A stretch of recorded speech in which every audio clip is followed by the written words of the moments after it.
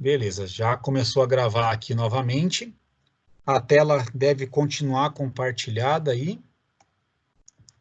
Estão vendo aqui o Visual Studio, correto? Isso mesmo. Então tá. Ó, agora nós vamos ter que calcular a matriz de distâncias. Da mesma forma que nós precisamos lá, no caso, do gerar os pontos aleatórios, definir aqui o tamanho da matriz coordenadas, porque não tinha sido feito isso antes, aqui na matriz de distâncias, fazer a mesma coisa.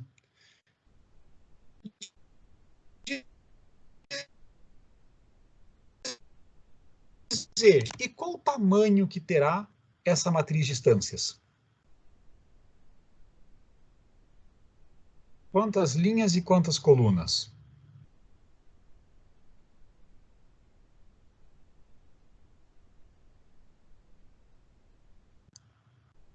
Algum palpite aí? 2 linhas e 2 colunas? Essa daqui nós vamos tentar colocar as distâncias entre todos os pares de pontos. Essa é a combinação, né? 10 por 10? Oi? 10 por 10? 10 por 10? Aliás, peraí, não são 10 pontos, são... Ah, é o número de pontos pelo número de pontos. É o número de pontos... Exatamente. Número de pontos por número de pontos.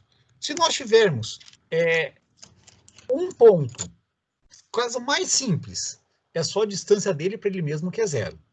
Se nós tivermos 2 pontos, tem a distância do primeiro para o primeiro, do primeiro para o segundo, do segundo para o primeiro e do segundo para o segundo. Se temos n pontos, né, aqui número de pontos, nós vamos ter aqui número de pontos linha e número de pontos colunas. Então, é isso aqui porque é para fazer para cada par de pontos. E nós vamos querer fazer essa distância para cada par. Então, eu posso colocar aqui o seguinte. Como é para cada par, eu vou ter de i igual a 0, enquanto i for menor do que número de pontos, fazer aqui o i mais mais.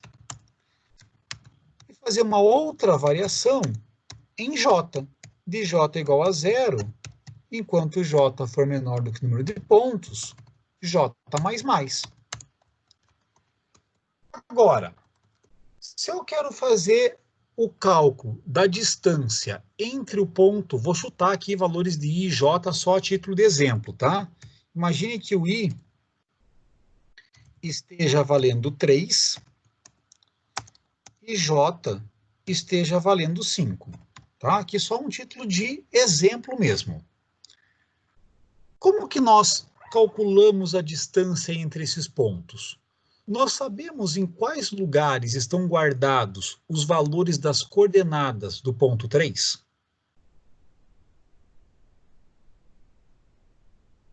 Nós temos essa informação em algum lugar? Na matriz que nós acabamos de popular, né?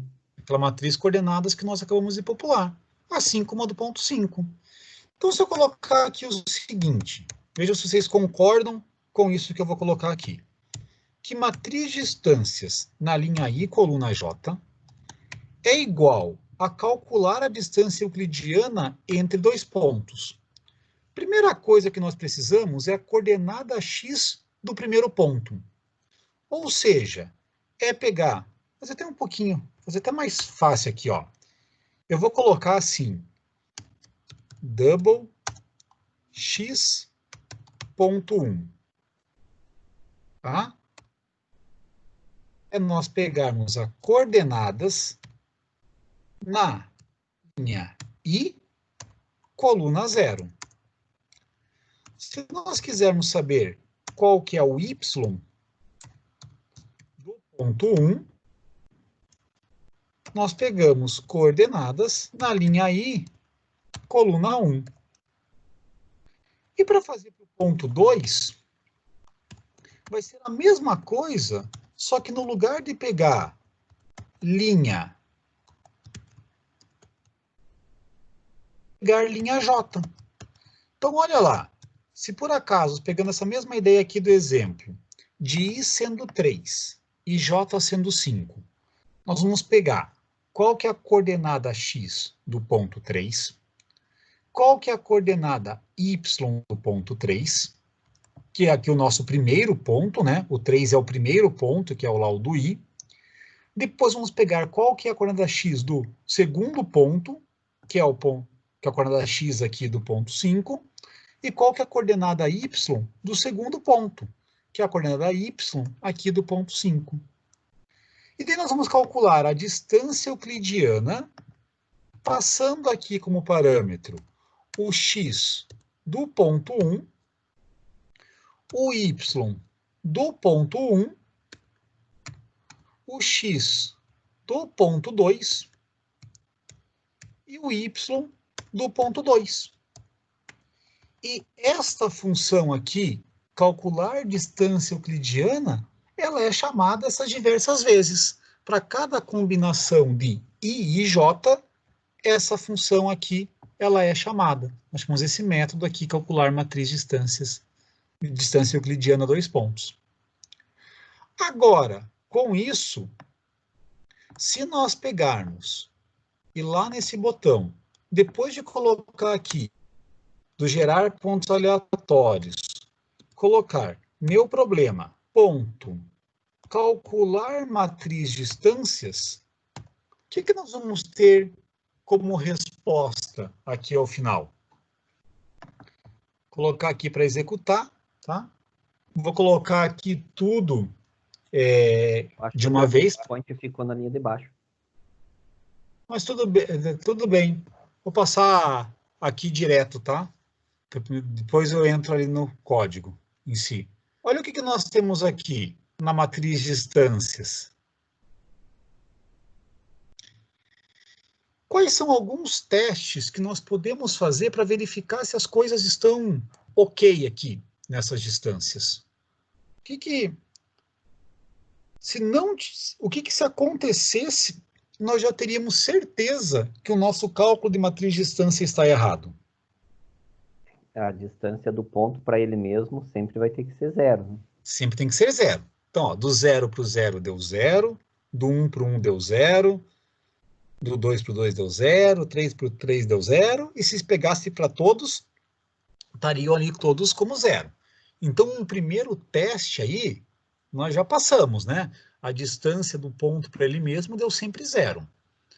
Qual outro teste nós poderíamos fazer para verificar que está ok o que nós calculamos aqui? A distância de 1 para 2 e 2 para 1 tem que ser a mesma, né? Exatamente. A distância do ponto I para o ponto J tem que ser a mesma do ponto J para o ponto I, quando nós pensamos em distância euclidiana. Isso. Então, se pegar aqui, ó, do 0 para o 1, 334. Do 1 para o 0, 334. Pega ali o que o Neri sugeriu. Do 1 para o 2, 186. Do 2 para o 1, 186. Então, tá ali com cara de certo, né? E se quisesse daí fazer um acompanhamento, pô, realmente está certinho tudo isso que a gente fez, aí pode pegar, vir aqui e fazer ali a execução linha a linha do que está acontecendo. Aí você vai ver exatamente quais foram as coordenadas que foram pegas e como que a distância foi calculada. Então, desta forma daqui, nós temos já um gerador de aleatórios e conseguimos calcular a matriz de distância. Próxima coisa que nós vamos fazer é criar um modelo matemático para resolver esse problema. E vamos criar esse modelo matemático lá do Gurobi. Então, o que eu vou fazer? Lá no problema TSP, vou colocar aqui um novo método. Vou chamar de criar e modelo. Podem colocar aqui que ele é um void, que não tem retorno. Cria e resolve modelo. Só, para nós criarmos e resolvermos um modelo, nós vamos precisar ter o Gurobi aqui dentro. E eu ainda não coloquei o Gurobi. Então, qual que é o caminho lá para nós fazermos, para podermos utilizar o Gurobi aqui dentro do C#? no Visual Studio. Lembram lá qual que é a sequência de passos? Sim, projeto, adicionar referência, marca lá o pontinho. Projeto, adicionar referência, marca esse aqui que é o Gurobi, a versão, o .net.dll. Aí depois disso, coloca aqui o U, para não precisar toda a propriedade, meta colocar lá Gurobi, ponto, tal coisa, daí ele já fica ali disponível. Além disso, lá no projeto, em propriedades, nós precisamos pegar essa parte aqui onde tem compilar, e se tiver marcado preferir 32 bits, desmarcar o preferir 32 bits.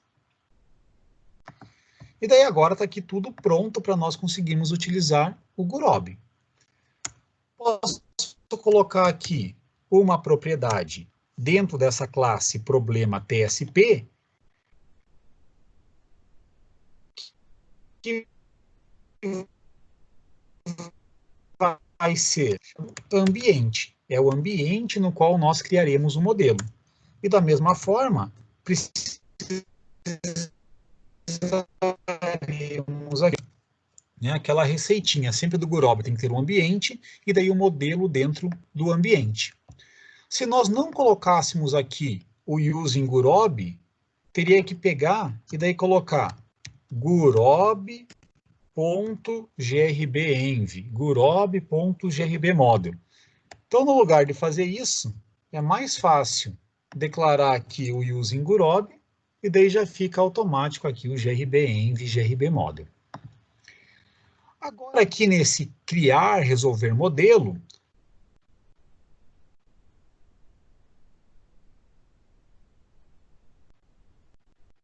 nós vamos ter env, e que modelo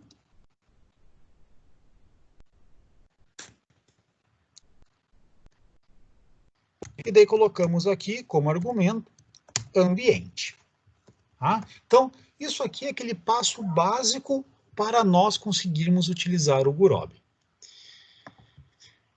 Eu vou pegar só e iniciar aqui essa construção do nosso modelo. Então, uma vez que nós já definimos esse objeto aí, modelo, né? Temos tanto o modelo como o ambiente, quais são as próximas coisas que nós precisamos definir aqui? Então, vou tentar lembrar aí com vocês o passo a passo dessa construção do modelo do Gurobi aqui dentro do C# no Visual Studio. O que nós fazemos? O que nós temos que definir? Eu acho que é a função objetivo e as restrições. Função objetivo e as restrições. Só um comentário.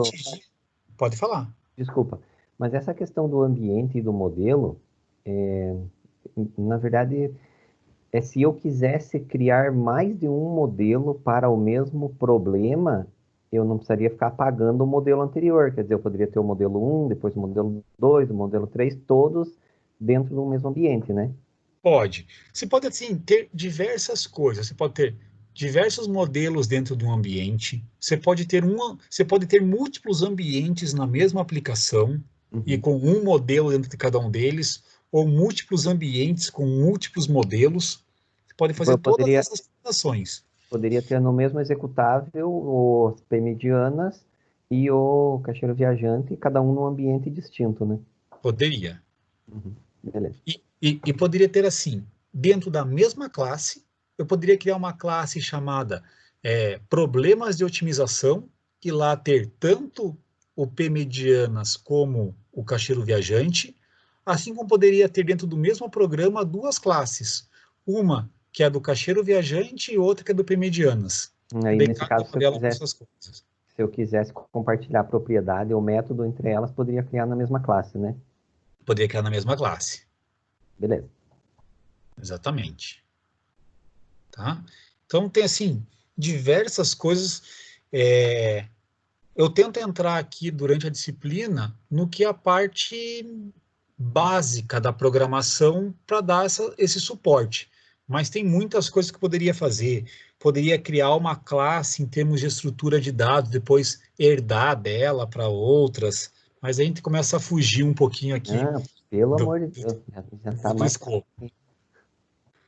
Vamos, tá? Vamos voltar à tua pergunta original. Agora temos que criar a função objetivo e as restrições. Então, assim, se chega no ponto de dar alguma incerteza ou algum branco, vamos pegar um modelo e ter coisas prontas. Então, o que eu vou fazer? Vou abrir um Visual Studio de novo, do lado, e vou pegar lá um problema que eu tenha feito com vocês. Vou pegar lá o P medianas Gustavo. Vou pegar esse daqui e ver como que nós fizemos lá. Aí vamos tentar adaptar as mesmas coisas aqui para o caso do caixeiro viajante. Então, olha o que nós colocamos lá. Nós definimos qual que era o model sense, ou seja, se era minimizar ou maximizar.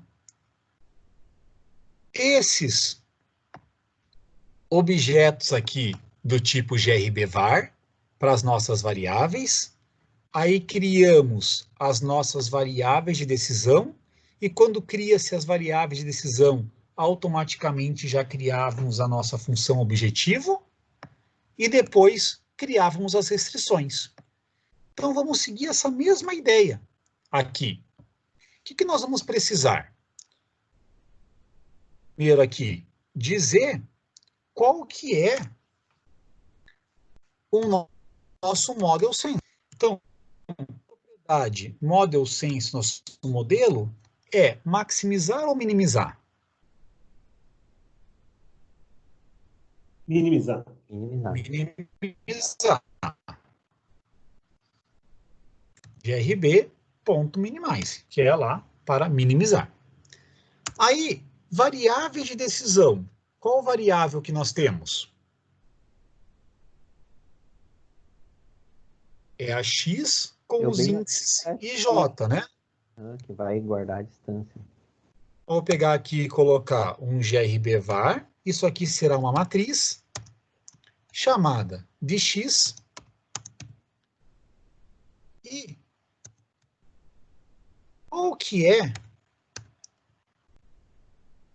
o tamanho dessa matriz?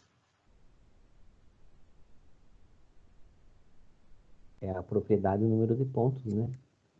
Número pontos por número pontos. Para cada um lá dos pares e pontos. Vai seguir a mesma ideia do que nós tínhamos da matriz de distância. É só pensar lá que você tem sempre dij vezes xij na função objetivo. Para cada xij tem um dij, e para cada dij tem um xij. Então elas têm o mesmo tamanho. Aí, uma vez que nós temos isso, nós vamos criar a nossa função objetivo e fazer todas as definições em relação ao tipo que essa variável x é.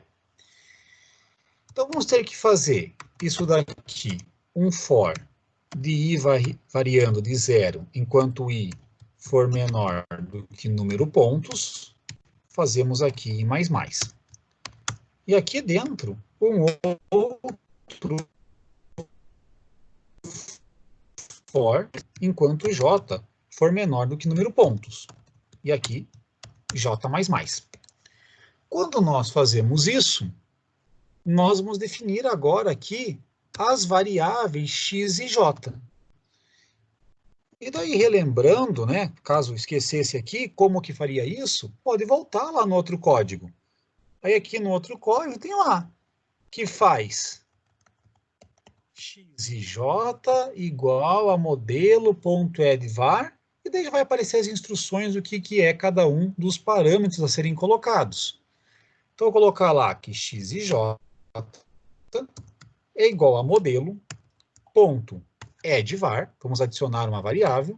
Primeiro parâmetro, o LB, que é o menor valor que a variável pode assumir. Essa variável x e j, ela só pode assumir os valores 0 e 1, uma variável binária. Então, o lower bound dela é 0. O upper bound, maior valor que ela pode assumir, é 1. OBJ é qual que é o valor que multiplica essa variável lá na função objetivo. E qual que será aqui nesse nosso caso? Vou voltar aqui no nosso modelo. A distância, né? A distância. E essa distância, né, esse D e J, em qual lugar que nós vamos encontrar? A matriz? Dentro da matriz de distâncias nas mesmas coordenadas aí, né? Entre a matriz distâncias na IJ. Depois, qual que é o tipo dessa variável? Ela é contínua, inteira ou binária?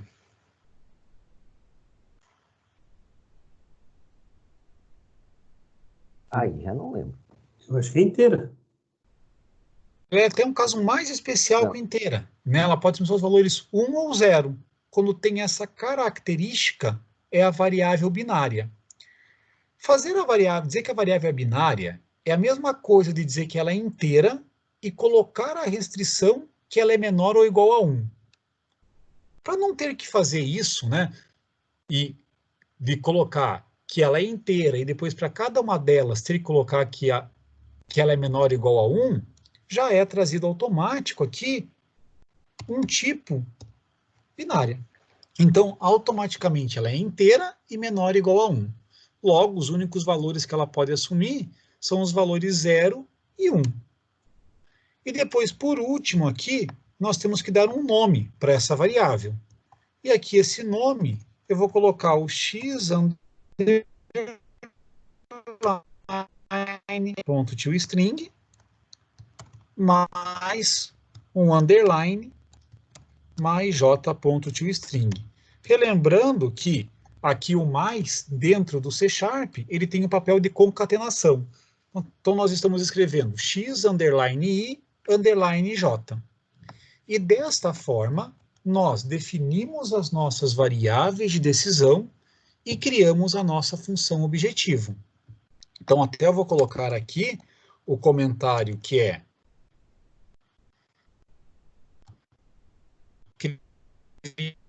criação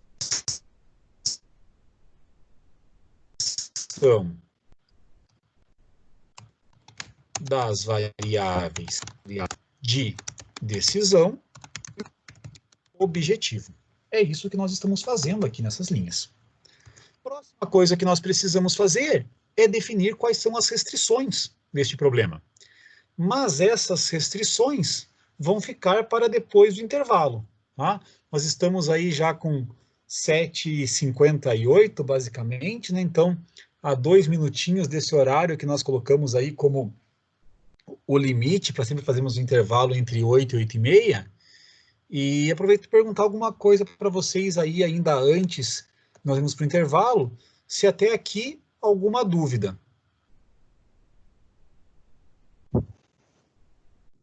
Por enquanto.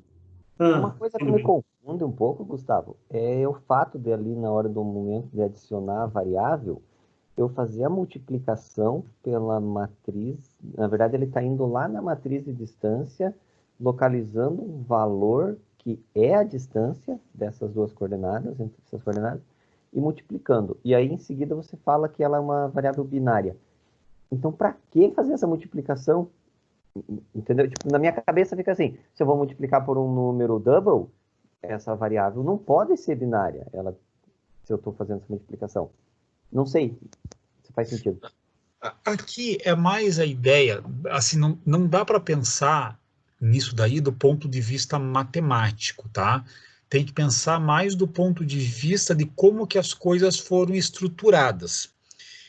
Vou tentar vir aqui no PowerPoint, que talvez fique um pouquinho mais fácil para nós definirmos, tá? O que nós estamos fazendo naquela linha de código? Nós estamos definindo a variável x e j. Quando nós definimos a variável x e j, nós temos que dizer qual que é o menor valor que ela pode assumir e qual que é o maior valor que ela pode assumir. Aqui no caso, quando a variável é binária, que é o que nós estamos trabalhando, e até na P-medianas foi o que nós usamos também de variáveis binárias, é óbvio que o valor mínimo é 0 e o máximo é 1. Só que nem tudo é variável binária na programação matemática. Então, esse caso é sempre necessário preencher, porque nem sempre nós estamos trabalhando com variáveis binárias. Então, é dizer ali qual que é o limite inferior e qual que é o limite superior dela. Além disso, nós já vamos pegar aqui e na criação dela dizer qual que é esse coeficiente na função objetivo. E toda variável, ela tem um único coeficiente na função objetivo. Nós não temos aqui diversos coeficientes. Então, por isso, que a gente já pode dizer qual que é o coeficiente na hora que está criando a variável. Além disso, nós temos que dizer qual que é o tipo dela. Então, aqui dizendo que a variável x e j é binária. E temos que dar um nome de como que ela vai ser identificada quando for gerado um modelo LP ou coisas do tipo. E daí que é aquele último parâmetro. Não, Então, acho que agora ficou mais claro. Desculpa.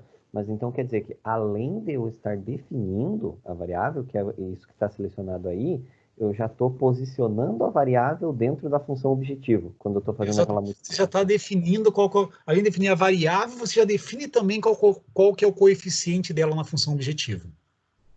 Entendi. Então não tem a ver só com definir a variável, são duas etapas numa linha de comando só, digamos assim. Uma linha de comando só, exatamente. Uhum. Poderia fazer em 2 etapas, tá? É possível fazer isso. Mas quando é possível fazer de uma só, a gente faz de uma vez. Mas daria para fazer isso em 2 etapas, tá? Poderia pegar aqui e colocar como 0, que daí significaria que você não está definindo ainda, e depois colocar lá qual que seria o coeficiente. Mas, sim, de todos os casos que eu já mexi com programação linear, é muito raro o que acaba não fazendo dessa forma aqui de já definir qual que é o coeficiente na hora que cria a variável. Não, mas tranquilo, agora ficou mais claro. Tá? Voltar aqui, parar a gravação.